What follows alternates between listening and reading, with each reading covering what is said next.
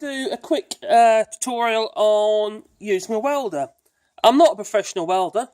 I just get by and I manage to stick two bits of metal together, and if it's in repairs that you're after, it might be of use to you.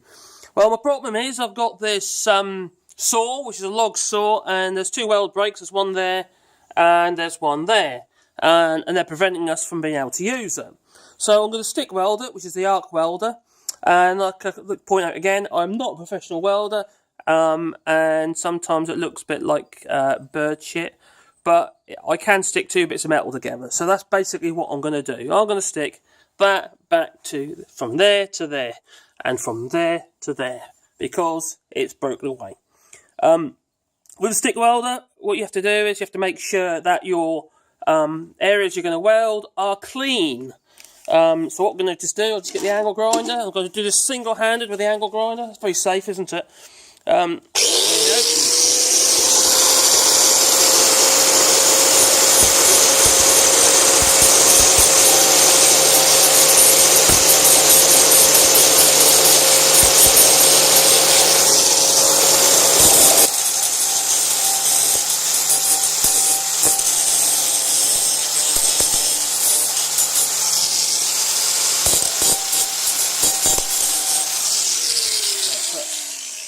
Okay, so I've just cleaned off a bit of the paint, and what I'll do also, once I start weld, it's going to get very hot, and I can use a wire brush, such as this one, to remove any more paint off that area. But first of all, what I'm going to just do, I'm going to tack that on so it's in position, and then I'm going to finish off the welding, and I possibly might reinforce it as well.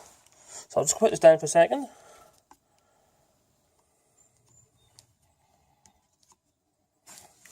Line that up.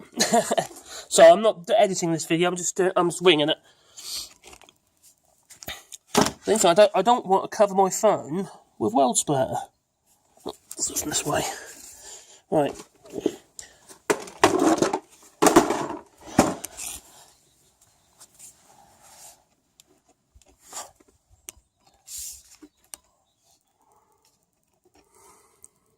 There we go, that'll do. Alright, equally when you're actually using a welder, you have to use a mask. And there's two main types that I know of. One is a handheld mask, like this one. Yeah. And it has a black glass in here. And effectively you can only see when you're striking the arc. So when you get the bright light from the welder, and obviously that's there to protect your eyes, because you can get a thing called arc eye. You do not want arc eye. I've had arc eye, and it's like someone's got thrown a load of sand in your eyes and scratched all your eyes. It's horrible.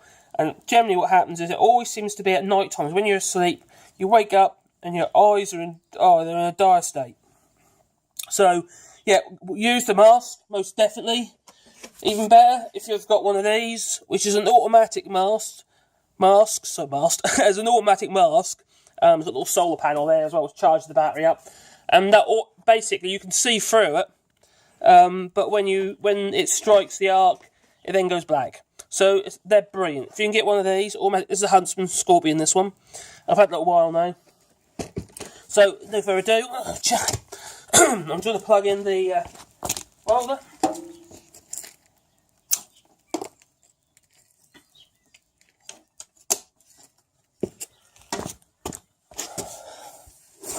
I'm going to set the welder to turn it on, obviously. But I'm going to set the welder, turn it on to about 70. There's only thin pipe, so about 70 amps should be fine for that.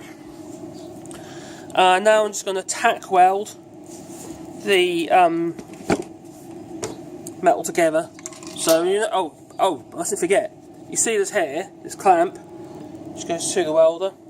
That clamp creates the earth, so it makes the connection. So it needs to do a good connection on there. Whether or not that is, I don't know yet until I start striking the arc. Normally you would grind a little bit of paint off so you can get a good connection. I think I got a connection. I just accidentally touched it and you see the sparks coming off. So what I'm going to do, no further ado, sorry. Let's strike an arc. So yeah, the first little bit is most difficult because what happens is and I'm trying to create a bond between the two sides of the metal, so a little bit of sideway action. Like I say, I'm not a professional welder, and that will become apparent in a minute.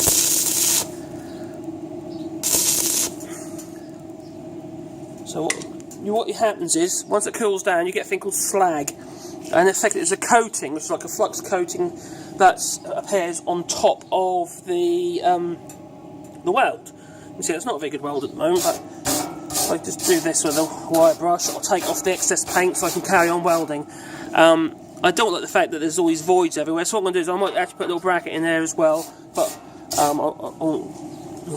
so what I'll do, what you can see here is that slag. I just knock that, it comes off, and it exposes the actual weld. And if you can see it, it has actually made the weld. Let me just get some focus for you. I'm too close, aren't I? There, I'll try again. There you go. So you can see the weld there. It's not brilliant, but it has bonded the two pieces of steel together. So yeah, I don't know why the phone isn't focusing. Like I'm just winging it. Ah, there you go.